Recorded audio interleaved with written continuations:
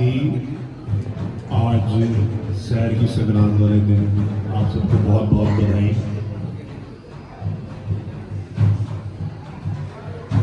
बाबा जी के दरबार में आप सब अपनी उपस्थिति दर्ज करवाने के लिए इस संक्रांत वाले दिन उपस्थित होते हैं, ना सिर्फ उनका आशीर्वाद लेने के लिए बल्कि अपनी बहुत सी समस्याओं का समाधान भी प्राप्त करने के लिए यहाँ दरबार में आते हैं।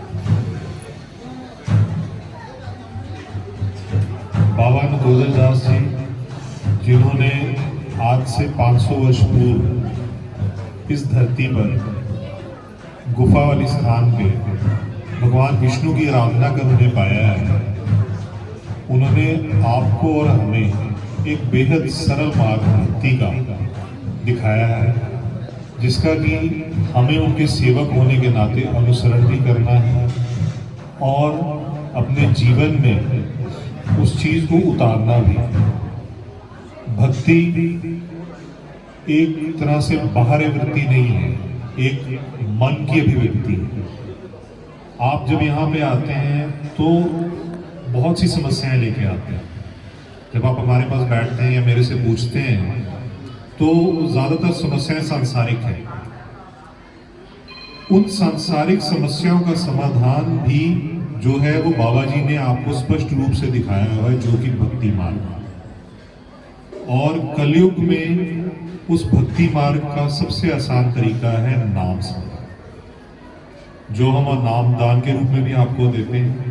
और जिन्होंने नहीं भी लिया वो भी कोई ना कोई नाम आधार पे कोई जो भी नाम आपको आता है वो आप बार बार बोलकर उस मार्ग के द्वारा भी ईश्वर को प्राप्त कर सकते हैं और साथ ही आप अपनी समस्याओं का समाधान भी प्राप्त कर सकते हैं। बाबा जी जब यहाँ पे गुफा में बैठे थे तब बहुत ही उनकी बाल्यावस्था थी और उनके घर वालों को चिंता हुई कि बाबा जी को अचानक से क्या हो गया कि वो जंगल में आके यहाँ पे बैठ के एकांत में बैठ गए। तब उन्होंने यहाँ के एक जाने माने सिद्ध पुरुष हुए बाबा जतीदास, उनका गुरबानी में भी जिक्र है, तो उनको बुलाया गया और उन्होंने आके उनकी परीक्षा ली। तो 2.5 दाने चावल के दूध में पीस कर बाबा जी को दिए गए और बाबा जी ने वो 2.5 दानों के 3 दाने बना के उनको वापस किए और उनको कहा कि आपने हमारी परीक्षा ली है तो आज से आप हमारे गुरु हुए। सिर्फ परीक्षा मात्र लेने से ही वो उनके गुरु हो गए और उन वचनों को आज तक हमारा परिवार मानता है। ये परंपरा है आपके गुरु की, जिन्होंने एक मात्र परीक्षा मात्र से ही अपने उनको गुरु मान लिया। तो जब आप लोग यहाँ पे आते हैं तो बाबा जी तो आपकी कोई परीक्षा भी नहीं लेते। उन्होंने एक बहुत ही सरल तरीका बताया है कि आप नाम स्मरण कीजिए और दूसरा, जब भी आप आते हैं दर्शन करते हैं गुफा में जाइए, फेरियां लीजिए और साथ साथ बाबा जी का या भगवान विष्णु का या जो भी आपके आराध्य हैं उनका नाम स्मरण कीजिए। नाम स्मरण करने से और इस स्थान के तप की क्षमता से ना सिर्फ आपकी मुश्किलें दूर होंगी बल्कि आप बाबा जी के नजदीक भी जाएंगे, क्योंकि असल में आपके यहाँ पे गुरु बाबा नगोदर दास ही हैं। उन्होंने ही आपको ईश्वर के नजदीक ले जाना है, उन्होंने ही आपकी सारी समस्याओं का समाधान आपको देना है और जीवन में भी उन्होंने रोज आपको कहीं ना कहीं गाइड भी करना है। तो जब भी आप आते हैं एक ये निश्चय कर लीजिए कि जब भी हम यहाँ बैठेंगे तो बाबा जी के पास बैठेंगे, फेरियां लेंगे, ध्यान करेंगे और भक्ति मार्ग पर चलने की कोशिश करेंगे। भक्ति मार्ग सरल नहीं है, क्योंकि अपने आप को गुरु के प्रति समर्पित करना होता है। आज हमने बाबा जी पे अगर हम विश्वास करते हैं, उनको मानते हैं, तो हम ये भी मानते हैं कि वो हमारी सारी समस्याओं का समाधान भी करते हैं। तो आपको चिंता होनी ही नहीं चाहिए। आप फिर भी चिंता करते हैं जब आप हमारे पास बैठे होते हैं कि महाराज जी ये नहीं हुआ या घर में ऐसा है, तो हम आपको बार बार क्या कहते हैं कि आप सदगुरु के पास जाइए, गुफा में दर्शन कीजिए, फेरियां लीजिए और अपनी प्रार्थना उनको सुनाइए। वो आपके अंग संग रोज हैं, वो रोज आपकी समस्याओं को कहीं ना कहीं रोज आपको एक समाधान दे रहे हैं। जो हमारे दिमाग में किसी भी समस्या का समाधान आता है वो किसी ना किसी रूप में ईश्वर ही हमें सही मार्ग दिखाता है कि हे इंसान तू ऐसे कर। नहीं तो हमें कई बार क्या होता है कि छोटी सी भी समस्या होती है उसका भी समाधान नहीं मिलता। घर में कुछ चीजें रख देते हैं, हम वो ढूंढते रहते हैं, हमें वो चीज नहीं मिलती। कई बार आंखों के आगे पड़ी होती है और कई बार हम इतनी बड़ी बड़ी मुश्किलों का समाधान आसानी से कर देते हैं। तो कृपा किसकी? वो कृपा उस ईश्वर की है, वो उस गुरु की है। सिर्फ कमी कहाँ है? कमी हमारे निश्चय में। अगर हम पूर्ण रूप से उस पर निश्चय करेंगे, ये मान के चलेंगे कि जो हमें वो दे रहा है वो हमारे लिए सही है, तो हमें अपने जीवन में कोई कठिनाई नजर ही नहीं आएगी। आज हमें क्या लगता है कि हाँ हमारे बच्चे हमारी बात नहीं मान रहे, या जब जैसे जैसे बच्चे बड़े हो जाते हैं तो वो अपनी मनमानी शुरू कर देते हैं। ये एक स्वाभाविक है, ये हमने भी शायद ऐसे ही किया है और हमारे बच्चे भी यही करेंगे। पर हम उस स्वाभाविक मनुष्य की वृत्ति को कहीं ना कहीं अपने आप से कंट्रोल करना चाहते हैं। हम उसको मानना नहीं चाहते कि हाँ ये हो रहा है और ये मेरे साथ हो रहा है। तो वहां पे अगर हम ये मान के चले कि ये संसार का नियम है बदलाव, जैसे ही बच्चे बड़े होंगे वो कहीं ना कहीं अपनी मनमानी करेंगे। बड़ों का क्या कर्तव्य है? बड़ों का कर्तव्य है उनको रास्ता दिखाना, जहां गलत है वहां उनको बताना। मानना या ना मानना बच्चों पे, जो तो आपके आज्ञाकारी होंगे वो जरूर आपकी बात मानेंगे। जिनमें थोड़ी भावनाओं है या अभी उनकी उतनी समझ नहीं है, वो अपनी मनमानी करके ठोकर खा के ही सीखें।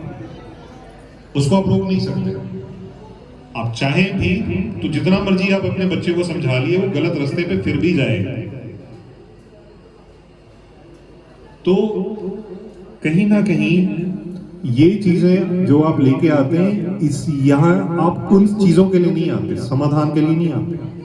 वो समाधान बाबा जी ने आपको स्वाभाविक रूप से घर में ही दे दिया, क्योंकि आपने चीजों को समझना है।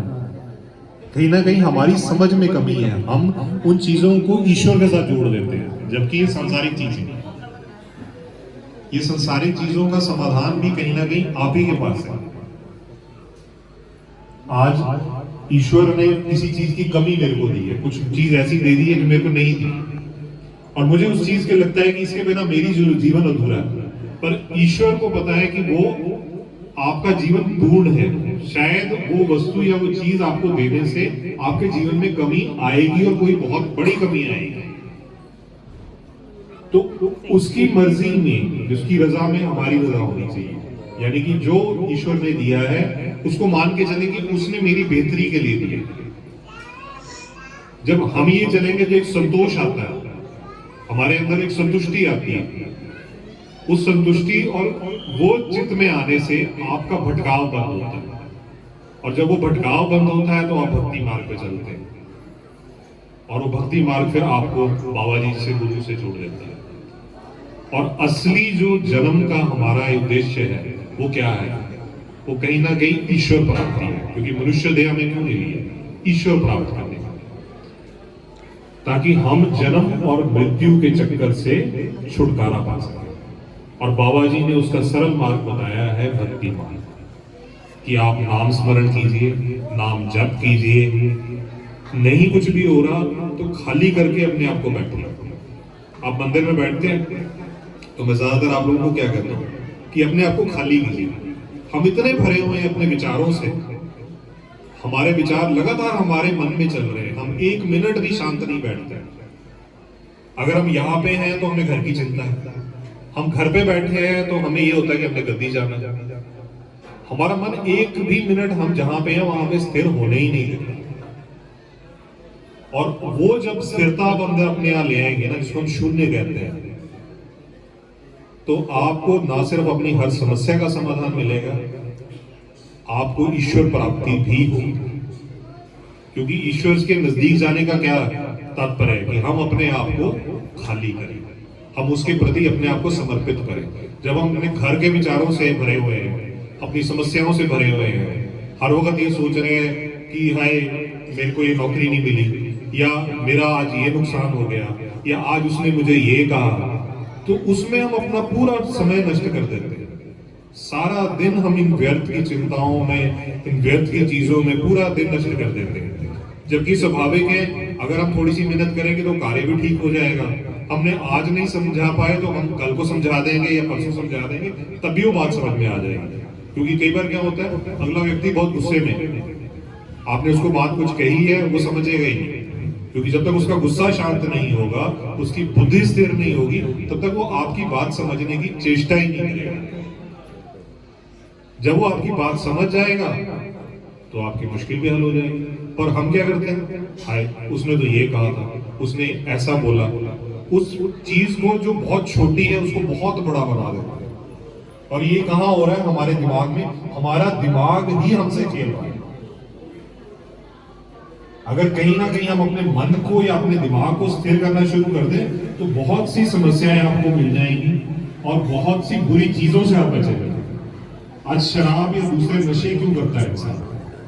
क्योंकि वो कहीं ना कहीं अपनी जिंदगी की मुश्किलों से छुटकारा पाने की कोशिश कर रहा होता है, एक गलत आसरा ढूंढ रहा होता है।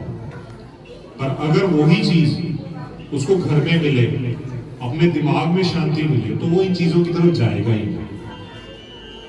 क्योंकि ये चीजें आपके घर की संतुष्टि, आपके घर का पैसा, आपके घर में शांति, कला, ये सब जो गलत चीजें हैं ये करवाती हैं। और हम क्या करते हैं, हम जबरदस्ती इन चीजों के प्रति जाते हैं। आज मांस हो गया, मदिरा हो गई, इसका बहुत प्रचलन नहीं है। आज लोग कहते हैं जी हम नामदान तो लेना चाहते हैं पर मेरे को मीट का शौक है, मैं छोड़ नहीं सकता। क्यों नहीं छोड़ सकते? आज जीव हत्या, चाहे वो मनुष्य की है किसी जानवर की है तो जीव हत्या ही।